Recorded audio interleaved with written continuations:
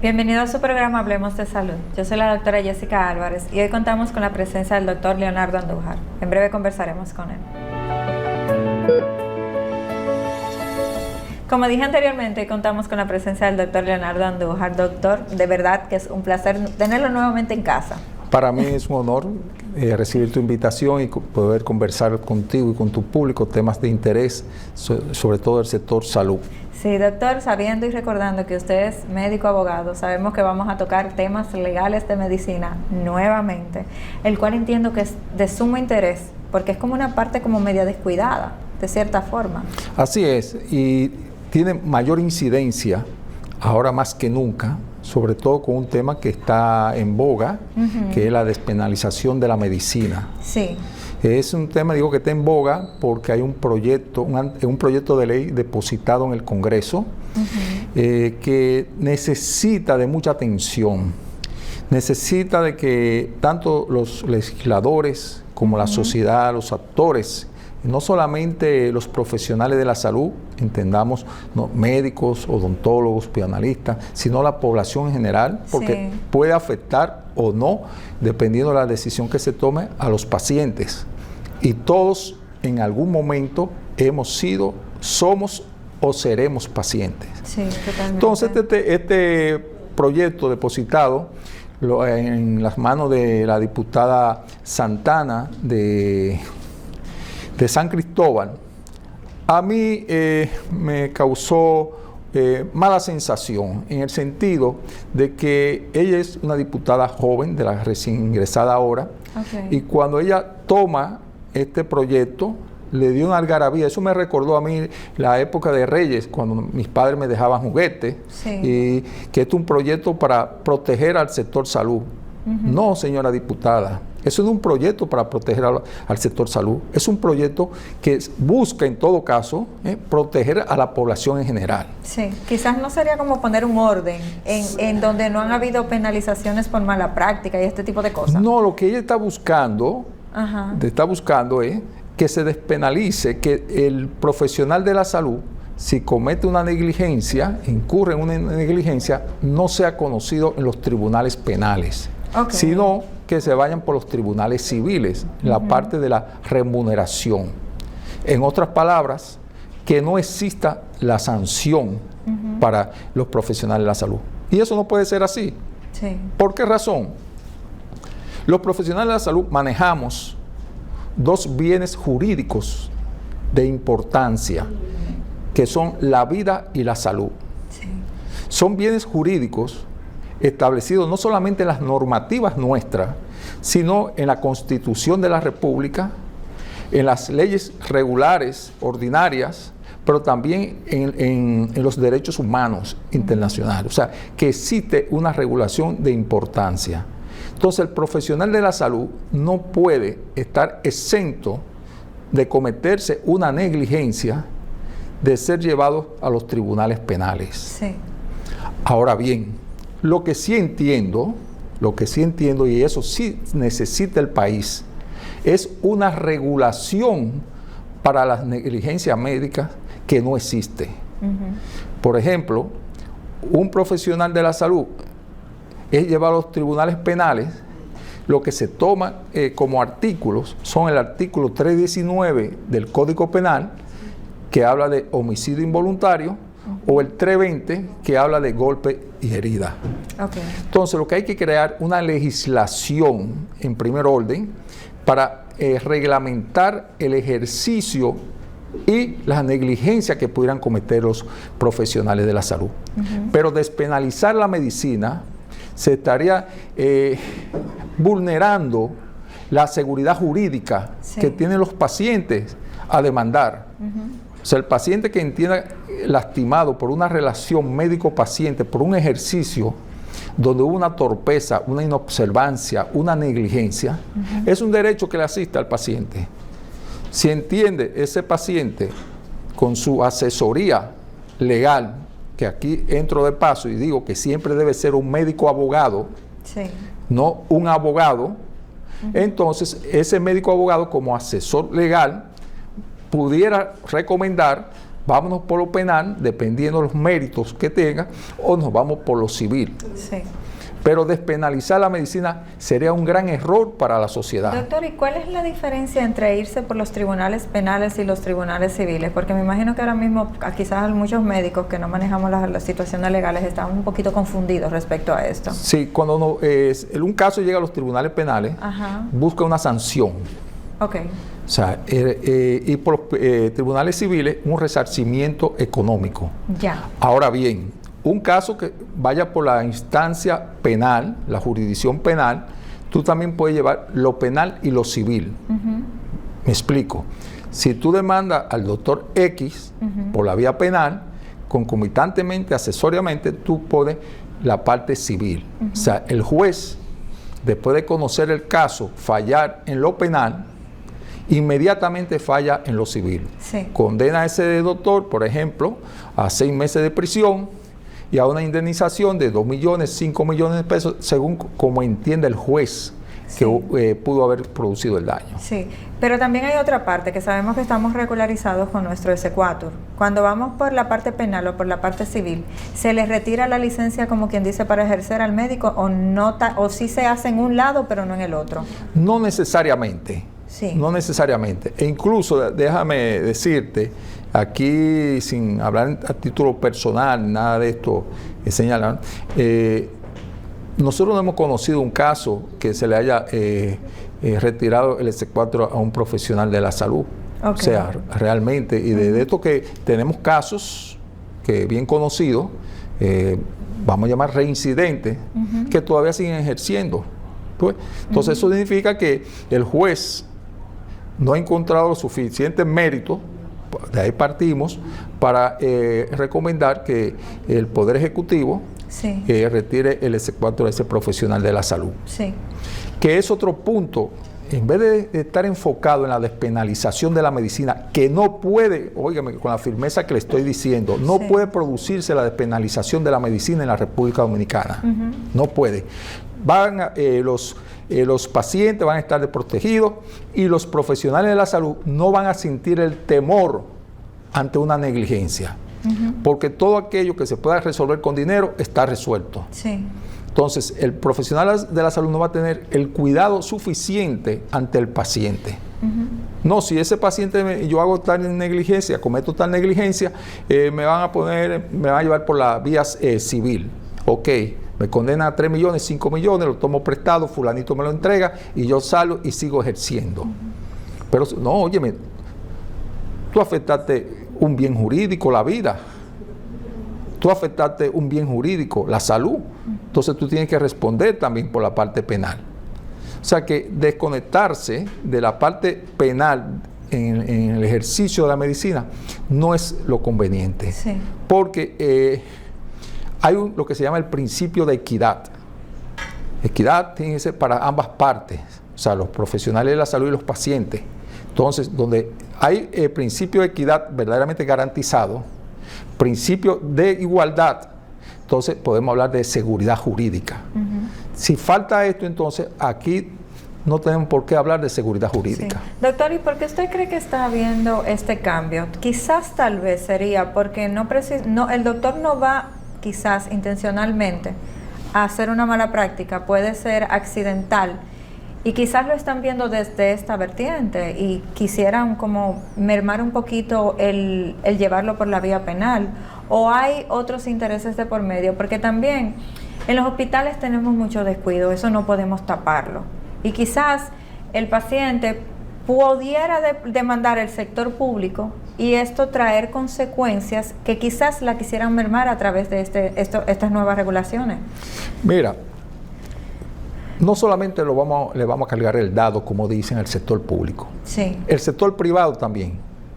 Las clínicas más costosas de aquí, a diario suceden deficiencias. Lo que pasa es que el paciente todavía no se siente motivado. Hay una creencia de que si yo demando eso no va a progresar. Y hay que romper ese mito. Y exigirle a los centros de salud privados realmente condiciones e información a los pacientes. Y los pacientes también tienen que exigirle, porque difícilmente un centro de salud te vaya a dar toda la información así por así. No, eres tú como paciente que tienes que exigir. No, los archivos ni siquiera te los dan. Nada, exacto. Pero no es así. Lo que pasa es que el paciente, yo le digo, y a través de una cápsula que publico todos los días de Derecho Médico, yo hago énfasis en que el paciente tiene que aprender a defender sus derechos. Sí. Entonces, ¿qué pasa? La parte penal realmente necesita, porque aquel que demanda es el que tiene que demostrar. O sea, en otras palabras, el paciente es el que tiene que demostrar que ese médico o ese profesional de la salud cometió una negligencia. Esa expresión, y es así, que los profesionales de la salud no tenemos la intención de producir daño. Eso es verdad. Incluso eso se encierra en uno de los principios de la ética médica. Sí. El principio de beneficencia, o sea, no producir daño, procurar el bien. Sí. Ahora, eso no significa, que por alguna torpeza, inobservancia, negligencia, no supe manejar una técnica, me descuidé en el tratamiento, no observé tal reglamento, cometí una negligencia, óyeme, yo tengo que responder. Claro que sí, no quise provocar daño. Es, por ejemplo, el caso, yo tengo una pistola aquí, resulta que se me olvidó, la manipulé, se me cayó la pistola, se te pegó un tiro, te maté. Sí. Ah, pero el doctor mató a la doctora. Pero yo estoy acudiendo a una entrevista que tú me invitaste. Sí, tú me invitaste a una entrevista, pero cometí un homicidio. Entiendo. Entonces porque el doctor vino con buenas intenciones para hablarle a la doctora, a su público, ¿lo vamos a eximir de responsabilidad? No, yo tengo mi responsabilidad. Entonces, eso es la parte que los médicos y los profesionales de la salud quieren decir que actuamos de buenas intenciones. Ciertamente, actuamos de buenas intenciones. Eso es indiscutible. Sí. Ahora, pero cometemos faltas. Y sobre todo, tenemos un problema de formación los profesionales de la salud. Y me voy a enfocar más en los médicos. ¿Por qué? En los centros de salud, en los públicos, sobre todo donde hay residencia, o sea, escuela de formación, todos los días hay lo que se llama entrega de guardia. En esa entrega de guardia se pasa visita, o sea, se pasa un historial a los entrantes de lo que aconteció durante el servicio. En todos los servicios, residentes cometen negligencia médica, todos están en formación, sí. Y lo que se llaman los MA también. Eso trasciende, eso no trasciende. Pero también hay una partecita que yo considero que es hasta inhumana, porque a veces si un residente falla, lo dejan de guardia 48 horas, 72 horas, donde no ha dormido. Y una persona que tiene 72 horas, doctor despierto, no va a ser una buena práctica. Totalmente. Y esas cosas no piensan en el paciente que está atendiendo a esa persona. Le están atendiendo como que faltó. Las consecuencias se olvidan.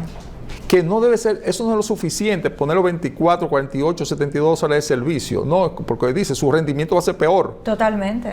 Porque humanamente no va a poder, porque hacer una residencia, una especialidad en nuestro país, en nuestros hospitales, realmente hay que ser un Félix Sánchez, o sea, tener realmente energía para mantener esa sostenibilidad en el tiempo, sí. Ese cansancio. Ahora, a ese residente que por su inexperiencia cometió una negligencia, se le hizo un enfoque médico-legal para que él fuera entendiendo la consecuencia de cuando usted obra mal. Claro no.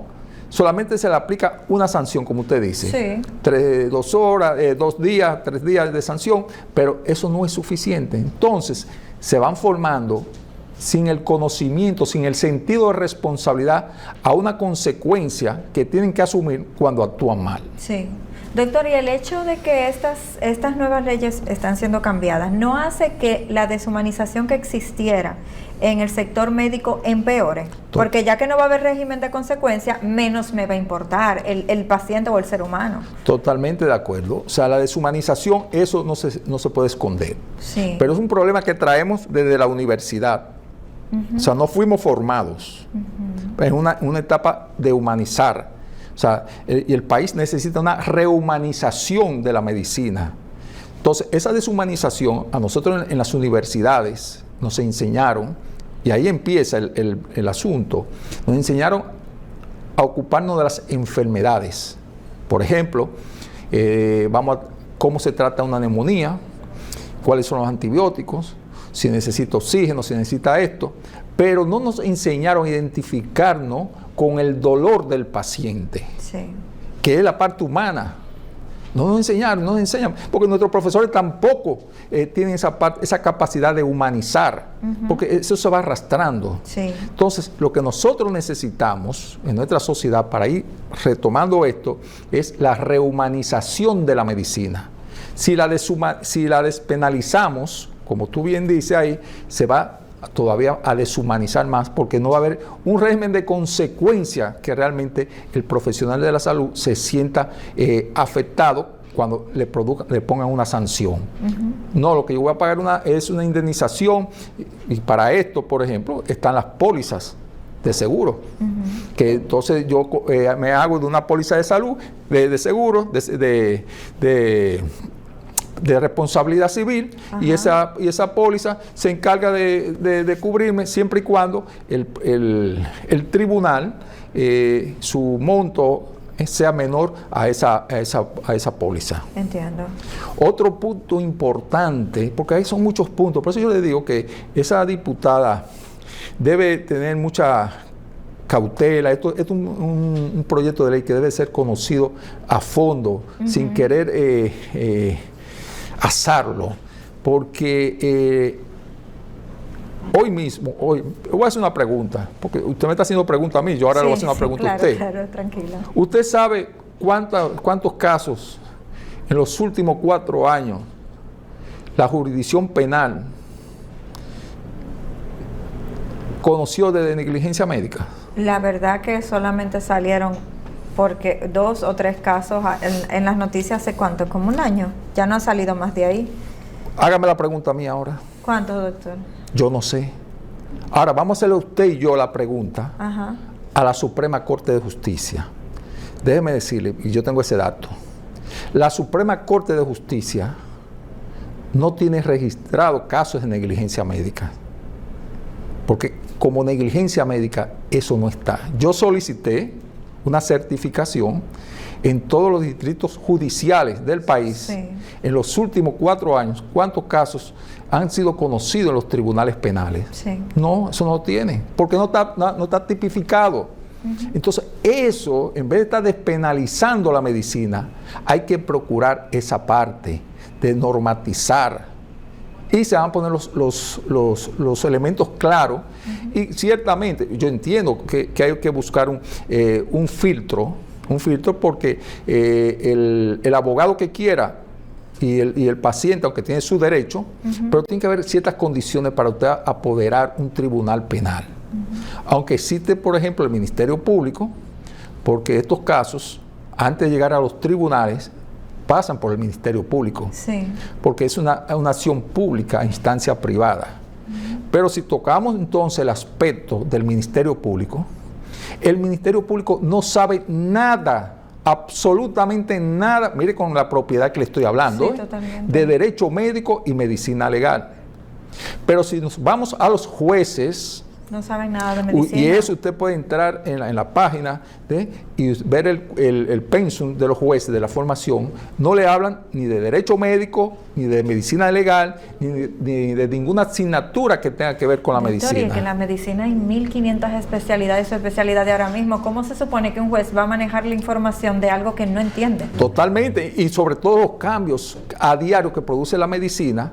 Imagínate cómo el juez, que no tiene por qué saberlo, por eso nosotros proponemos, en un estudio de investigación que estamos haciendo, la creación de tribunales penales especiales para conocer médica, los casos de negligencia médica, conformados por médicos abogados en la escuela de la judicatura. Entiendo.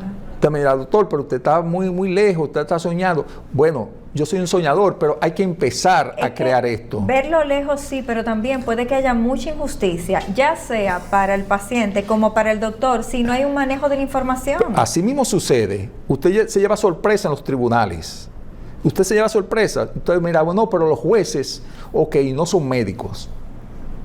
Se auxilian de los peritos. Ok, bien. ¿Quiénes son los peritos? Los profesionales de la salud. ¿Usted ha escuchado algo? Que entre bomberos no se pisan la manguera. Totalmente.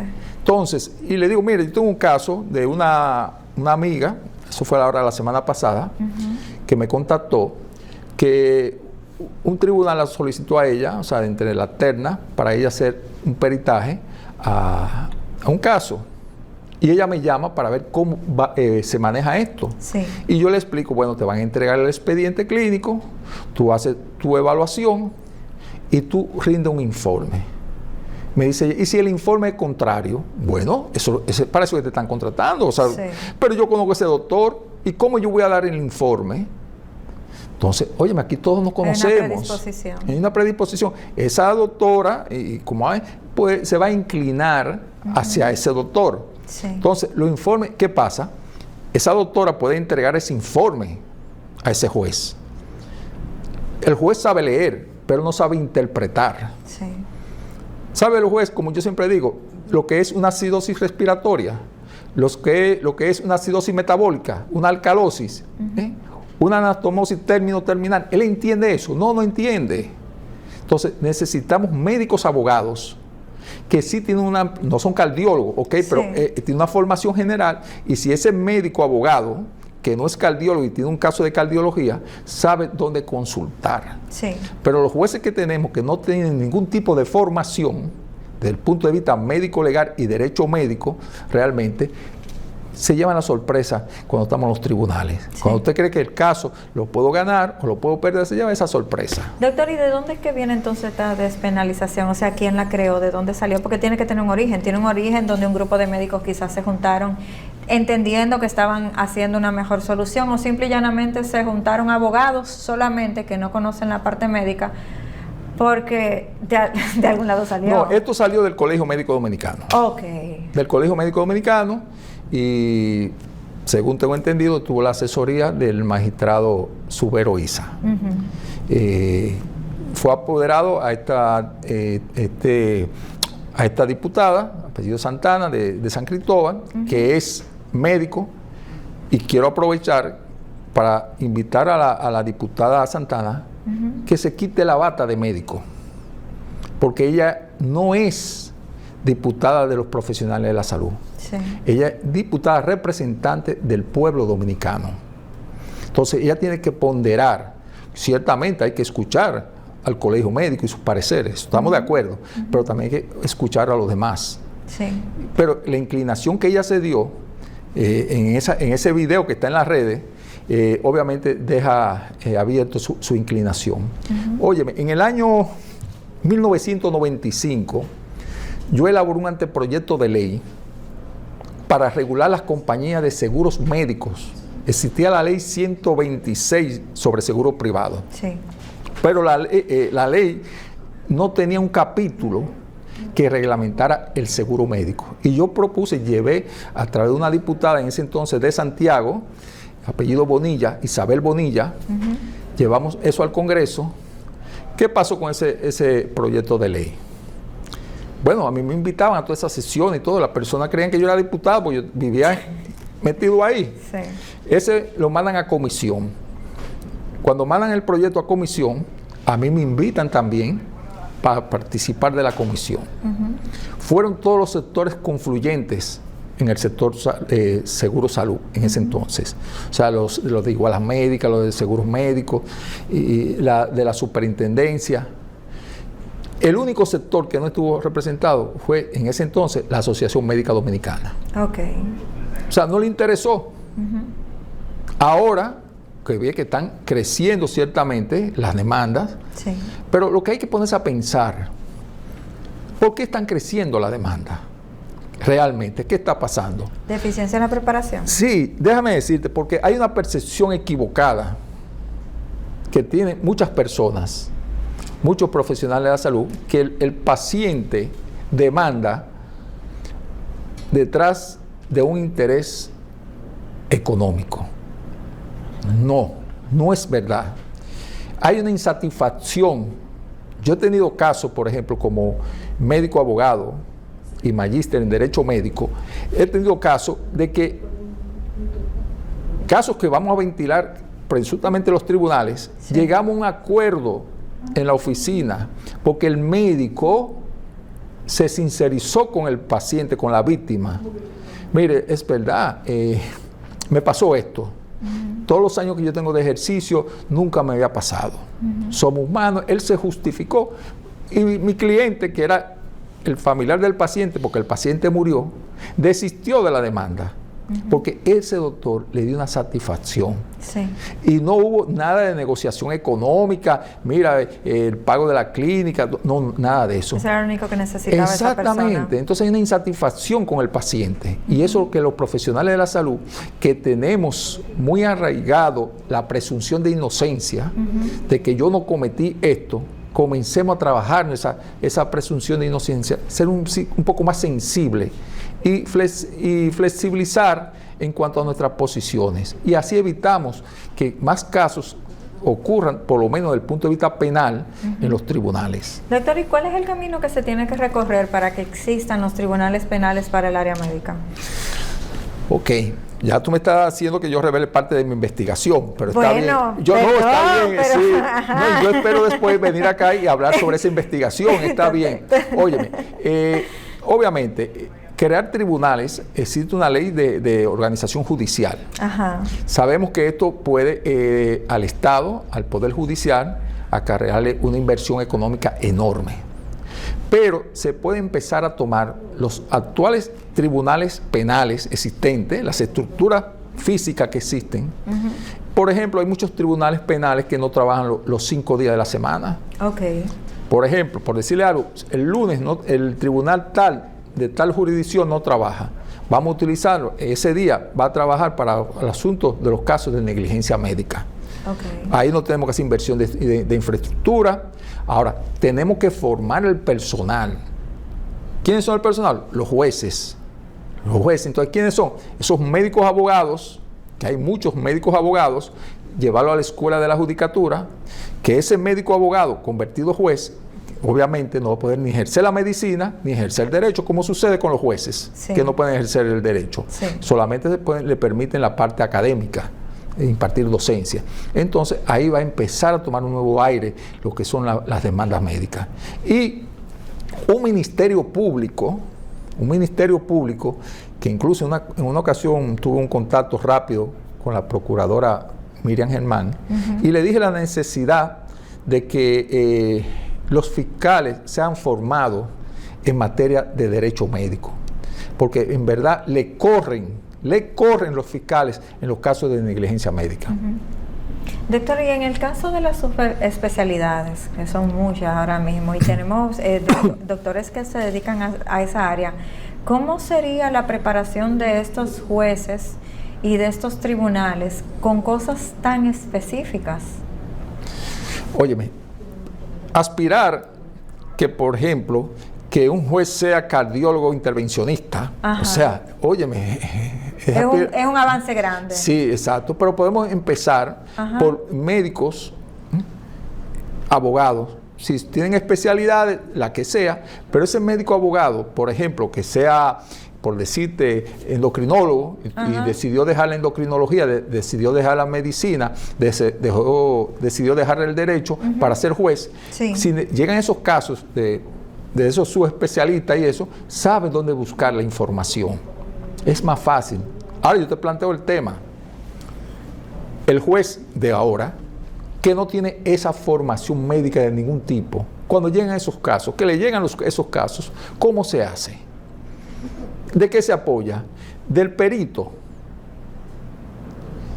Óyeme, yo he tenido casos que el mismo peritaje, yo lo he impugnado 3 veces.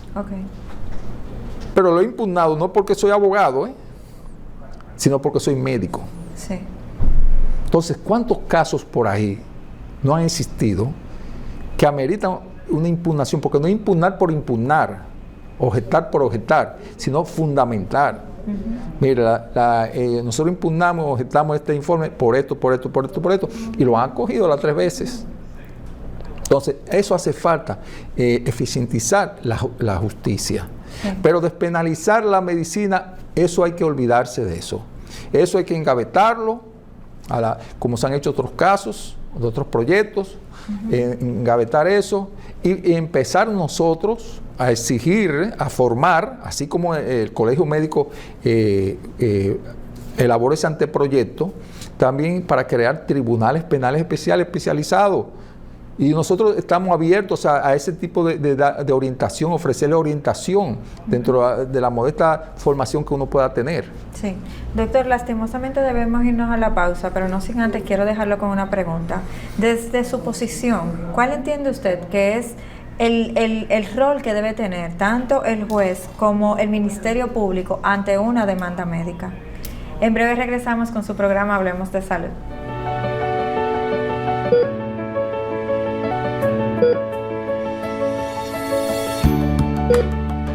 Regresamos nuevamente a su programa Hablemos de Salud. Doctor, lo dejé con la pregunta de cuál, desde su posición, entiende que es el rol que deben tener los jueces y el Ministerio Público a la hora de que haya una demanda médica. Ok, vamos a empezar con el Ministerio Público. Sí. El Ministerio Público es el receptor de la demanda, o sea, de la querella, es el que se encarga, es el jefe de la investigación, el que tiene que investigar sobre lo que le está llevando ese paciente al Ministerio Público. De su investigación es que va a determinar si deja sin efecto, desde el punto de vista penal, esa querella, y ese paciente puede desistir de lo penal e irse por lo civil. Sí. Ok, ya ese Ministerio Público, con su escasa formación, decide que tiene su mérito suficiente para ir entonces a los tribunales. Entonces, ahí apoderan al tribunal, o sea, al presidente, a la presidencia de la Cámara, entonces ahí asignan una sala. El juez no se para de su asiento a investigar. Él le lleva la información. Todo, exactamente. Sí. El juez no tiene que ver nada con investigación. Eso es propio del Ministerio Público. Entonces el juez comienza a analizar cada pieza, cada prueba de ese expediente. Y él, con su desinformación, no con su formación, sí, va a decidir cuáles tienen méritos y cuáles no.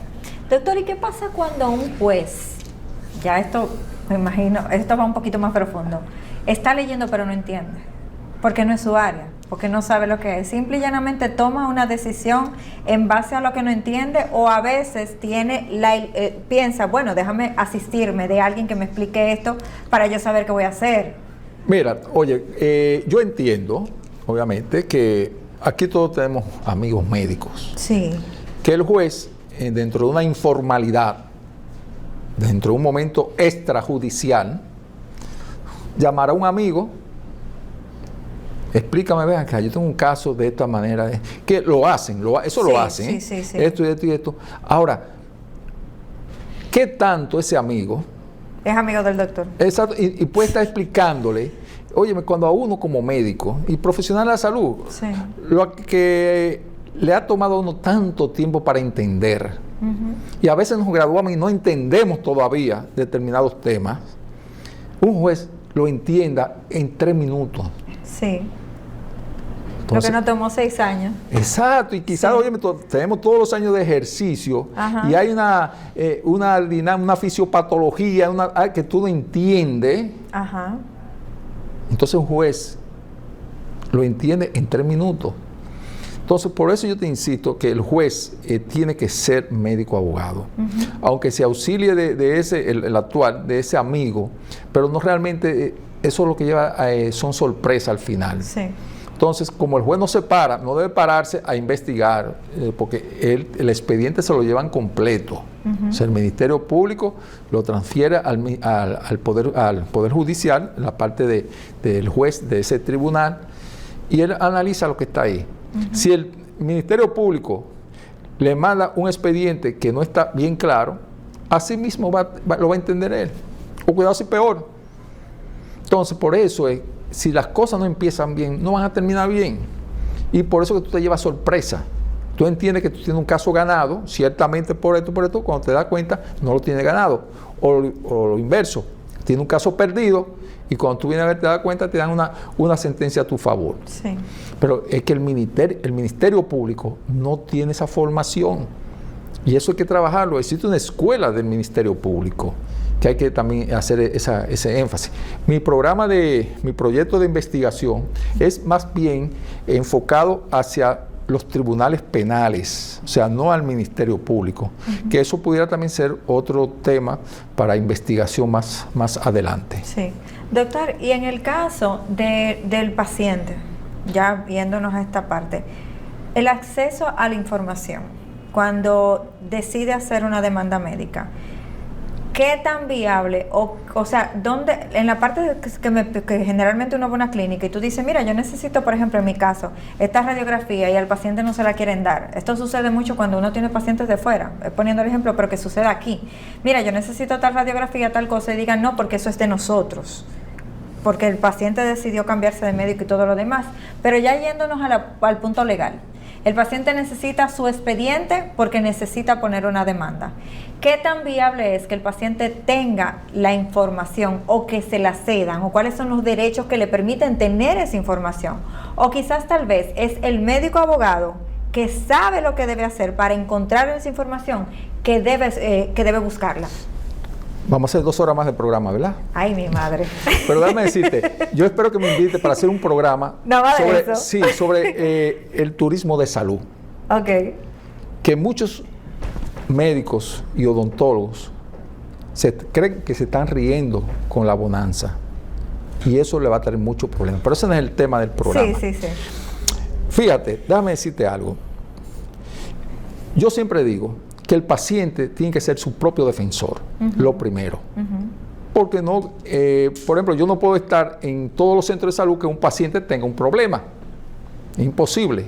Ahora, el paciente tiene que saber defenderse. Y por eso es la cápsula que publicamos todos los días, para ir creándole conciencia al paciente de que él tiene que dar por lo menos la primera voz. Con respecto a eso, que específicamente la prueba, el examen de rayos X, sí. Eso, o sea, todo como cualquier otro, eso es del paciente. Eso es del paciente. Ningún centro de salud, ningún médico puede negarse a entregarle el informe. Primero, el paciente lo pagó. Sí. Entonces, eso es propiedad del paciente. Y eso lo establece la Ley General de Salud. O sea, eso no es algo que el paciente se le ocurrió, que es roca izquierda. No. Exija sus derechos. Y en el caso de los expedientes médicos, donde está toda la información analítica, es que se colocó, que se le inyectó, que no se puso, que se puso, ¿eso el paciente debe tener acceso a eso si lo necesita? Totalmente. Mira, ahora mismo, tengo un caso que yo pensaba que no iba a ser tan conflictivo, porque un caso corto, pequeño, pero que la doctora no quiere entregarle, por la razón que ella entienda, que no es válida ninguna, el expediente a mi cliente. Entiendo. Entonces, yo tengo, por ejemplo, en ese caso, mi cliente tenía un mes tratando con la doctora para esto. Yo tengo una semana. Conseguimos parte, desde el punto de vista lo económico, que le devolviera, le reembolsara el dinero. Sí. Ahora, la parte del expediente no quiere unos resultados de devolver. Entonces ya no voy a decir porque no puedo revelar esto, pero ya tenemos conducta tomada, acciones, pero eso ella lo va a recibir. O sea, los pacientes reciben su informe. Y yo le digo a los profesionales de la salud, no se nieguen a entregar los informes. Eso crea suspicacia. Totalmente. Eso piensa el paciente, la doctora o el doctor no me quiere entregar tal expediente porque sabrá Dios lo que ha hecho o que lo va a arreglar. Que lo sabemos que lo arreglan también. Sí. O sea, lo arreglan. En los centros de salud privados, oye, de primera línea. En una ocasión tuve una reunión en un centro de salud privado de esto, de primera línea, que le decían a los médicos, óyeme, escriban claro, escriban todo, porque si tenemos que arreglar algo, antes de que llegue una posible demanda, lo podemos arreglar. Y yo me paré y le dije, no, espérese, no incentive eso a los profesionales, a los médicos, eso no está bien. y sabemos que lo arreglan. Yo en una ocasión tuve un caso que me entregaron el expediente clínico, manuscrito, parecía un libro, sin tachadura. Cuando yo veo eso digo, no, esto no es verdad. No es posible que un récord médico no tenga tachadura. Sí. Que las enfermeras, que los médicos. No. Y comencé, y mi paciente, mi cliente estaba inquieto, consigo, no, tranquilo. Y comencé a leer. Digo, mire, estos 3 párrafos, los primeros párrafos, no concuerdan. ¿Cuál fue verdad de todo esto? Porque esto no fue así. O sea, fue arreglado, se manipula. Pero entonces, eso es lo que yo te digo, hay que crear esa conciencia. En vez de estar hablando de la despenalización, crear conciencia en los profesionales de la salud. Sí. Y menos conflictos van a haber. Menos conflictos van a haber si tenemos conciencia nosotros como profesionales de la salud de los derechos de los pacientes, que los récords son de los pacientes. Oiga, por más mal que te caiga el paciente, tú tienes que entregar ese expediente. No retenga eso, porque él va a pensar otras cosas que quizás no la hay. Sí. Y óyeme, tú como paciente, tú exiges un récord médico, una certificación, no es para demandar necesariamente, no, para tener algo personal. ¿Y si se va a vivir fuera del país? Exactamente. O decide cambiar, el médico necesita llevar o simplemente hay personas organizadas que yo quiero tener mi expediente en mi casa, quiero tenerlo. Totalmente. Y es su derecho. Sí. Es su derecho. Y el profesional de la salud tiene que acceder a eso. Sí. Doctor, y en el caso, porque se ha visto mucho últimamente, mucha exposición de intrusismo. En el caso de estas personas que están se están metiendo en las áreas médicas sin tener especialidades o quizás ni siquiera tener el título, ¿legalmente procede demandas? Porque como que no se ha visto que hayan consecuencias respecto a esto. Claro que sí, y han habido cuando se producen realmente negligencia. Okay. Y ha habido mucho en la parte, por ejemplo, de odontología, en la parte odontológica, y eso, oye, eso va a existir siempre, eso va a existir siempre realmente. Por eso te estoy diciendo que en vez de penalizar la medicina, lo que hay que crear es esas normas para conseguir una lex artis realmente como procede. Sí. Y así vamos a evitar todo ese malestar que estamos viendo. Sí, entiendo. Doctor, viéndolo a futuro, supongamos que esto se aprueba. ¿Para dónde usted cree que se encaminaría entonces todo esto de demandas médicas y de la mala práctica? Porque me imagino que usted lo está viendo más allá. No estamos hablando de que hoy me levanté con que no quiero que se lo aprueben. Usted está viendo consecuencias a largo plazo. ¿Cuáles serían estas? Bueno, más descuido del profesional de la salud, porque no tiene por qué sentir temor de que lo vayan a sancionar. Lo más que me pueden hacer a mí, yo tengo una póliza de responsabilidad civil, profesional, que me lleva a un tribunal y el juez tal cosa.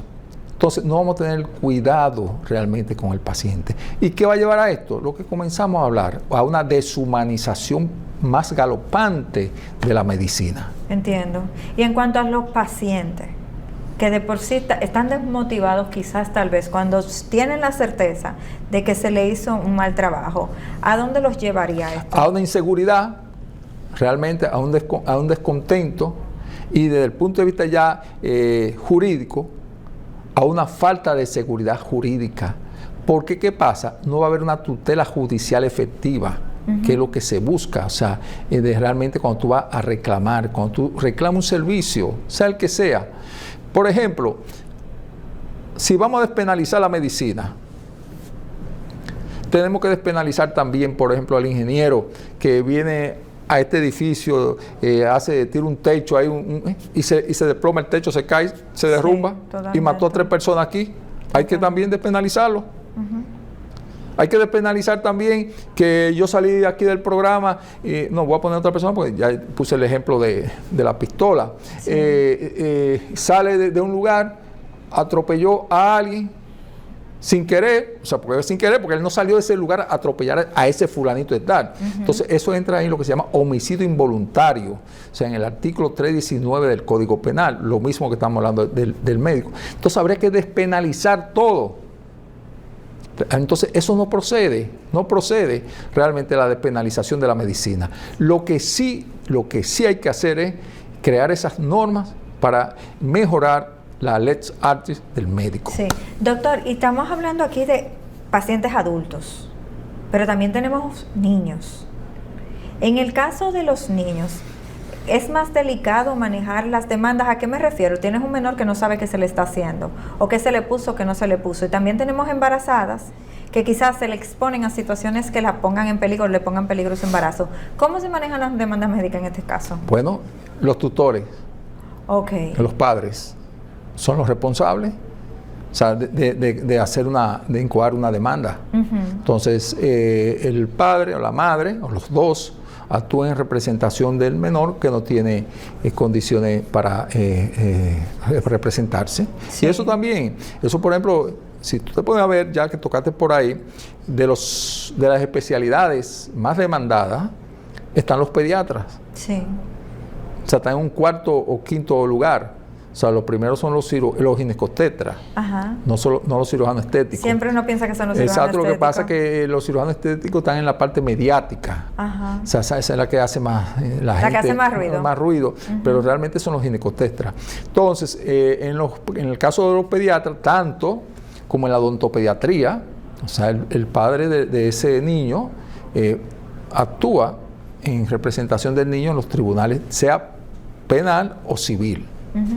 Doctor, ¿cuál usted cree que sería una media que sería justa, tanto para el médico como para el paciente, en este asunto de una ley que sea adecuada para que ambos ya se tenga una balanza, que no, porque a veces tenemos la situación la piedra y el huevo, y entonces que no suceda esto legalmente? Por eso yo digo, hay que sentarse, hay que detener eso, lo de la despenalización, sentarse, crear unas normas que reglamente el ejercicio, el compromiso del profesional de la salud, porque ¿quién es que falta? Es el médico, el profesional de la salud. Entonces hay que buscar de cómo respaldarlo también, estamos de acuerdo, pero no podemos dejarle todo abierto a ello. Entonces, trazar unos requisitos. Por ejemplo, mira, hay en México, por mencionarte un lugar, yo creo mucho en la mediación y conciliación. Y en México, por ejemplo, antes de tú llegar a un tribunal, tú tienes que pasar por un proceso de mediación y conciliación. Es un filtro. Ahí viene lo que me ha pasado a mí con clientes, que conversando, el profesional de la salud reconoce y todo quedó ahí. Entonces, en un proceso de mediación y conciliación, eso puede darse. ¿Qué pasa? Aquí tenemos a Proconsumidor. Pero Proconsumidor, y le he hecho unas cuantas sugerencias, incluso en una ocasión me invitaron pero no llegué a hablar con el director, de crear médicos abogados para conocer otros casos de conciliación. Y con eso estamos descongestionando los tribunales, sin tener que despenalizar la medicina, pero le damos una posibilidad, una oportunidad a los profesionales de la salud de que su caso, exactamente. Y yo entiendo, por mi experiencia, entiendo que si se conversa, se neutralizan muchas cosas, el entendimiento. Porque cuando hay estos conflictos, cada quien asume una posición férrea, y eso no permite que tenga una visión transparente y ceder. Porque la presunción de inocencia, nosotros los profesionales de la salud la tenemos muy arraigada. Yo no cometí eso. Y si usted tiene ese acto de humildad en reconocer y saber ante el caso. Mire, yo tuve un caso ya hace unos años que yo le decía a la cirujana: doctora, siéntese a conversar con mi cliente. A mí no me interesa conocer este caso. No quiero. Y si llegaron al tipo de acuerdo que mi cliente diga, yo la voy a apoyar a usted. No, doctor, yo no he cometido negligencia. Doctor, usted cometió negligencia. El tribunal terminó después entonces condenándola. Bueno, doctor, lastimosamente se nos ha acabado el tiempo y la verdad que siempre es un placer enorme porque son temas muy importantes que se tocan acá con usted. Aquí tiene las pantallas por si alguien desea comunicarse. Muchísimas gracias. Para mí es un honor siempre responder a tu invitación. Estamos en las redes como Leonardo Andújar Saiter. Nuestro teléfono en WhatsApp 809-910-5404 y también en Instagram a la orden. Cualquier información en cuanto a derecho médico, medicina legal, con mucho gusto. De verdad que muchísimas gracias por estar casi despidiendo el año con nosotros. Para mí un honor. Esto ha sido todo por hoy en su programa Hablemos de Salud. Y hasta un próximo encuentro. Se despide Jessica Álvarez.